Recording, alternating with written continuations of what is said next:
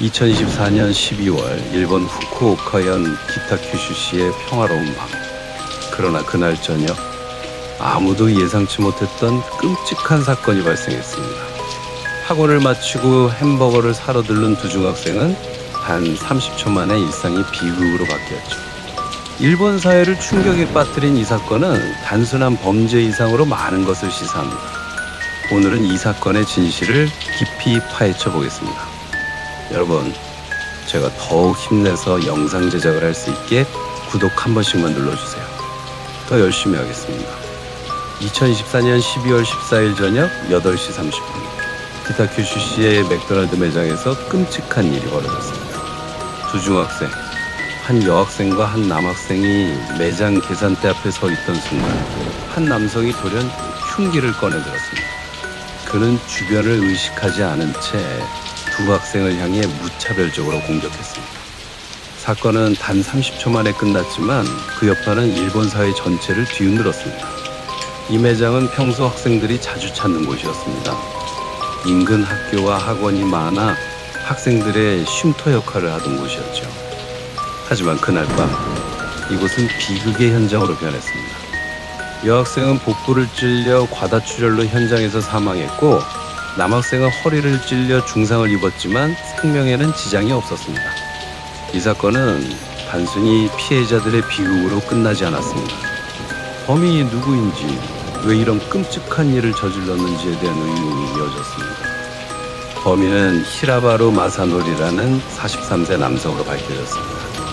그는 원래 평범한 삶을 살았던 인물로 부동산을 상속받고 안정적인 생활을 이어가던 사람이었습니다.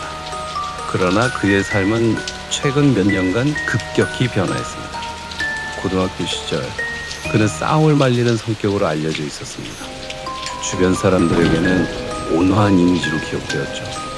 그러나 그는 이혼 후 심각한 정신적 불안 상태에 빠졌습니다.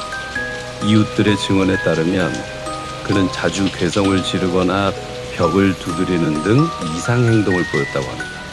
경찰 조사 결과 그는 사회에 대한 분노를 이유로 범행을 저질렀다고 진술했습니다.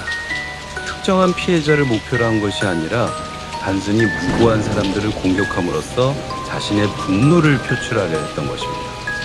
이러한 배경은 일본에서 점점 늘어나는 묻지마 범죄의 특징과도 맞닿아 있습니다. 범죄자의 개인적 좌절과 사회적 고립이 얼마나 위험한 결과를 초래할 수 있는지를 보여줍니다. 이 사건은 일본 사회에 큰 충격을 주었습니다. 평화롭던 일상이 순식간에 무너지는 경험은 많은 사람들에게 공포감을 심어주었습니다. 사건 직후 경찰은 250명의 인력을 투입해 신속히 범인을 검거했습니다. 사건 발생 후 지역교육위원회는 모든 학교 행사를 취소하고 학생들의 안전을 최우선으로 고려했습니다. 사건 이후 일본 전역에서 묻지마 범죄에 대한 논의가 활발히 이루어졌습니다. 특히 정신건강관리와 사회적 고립 문제를 해결하기 위한 정책적 접근이 필요하다는 목소리가 높아졌습니다. 이번 사건은 묻지마 범죄의 위험성을 다시 한번 경고했습니다. 이러한 범죄는 피해자와 가해자 사이에 아무런 개인적 연관이 없다는 점에서 더욱 충격적입니다. 일본에서는 최근 몇 년간 이러한 범죄가 점점 증가하고 있습니다. 일본 내 묻지마 범죄는 2000년대 초반부터 꾸준히 증가 추세를 보이고 있습니다. 이는 범죄자의 정신적 불안과 사회적 고립이 주요 원인으로 지목됩니다. 전문가들은 이러한 범죄를 예방하기 위해 정신건강관리와 사회적 연대 강화가 필수적이라고 주장합니다.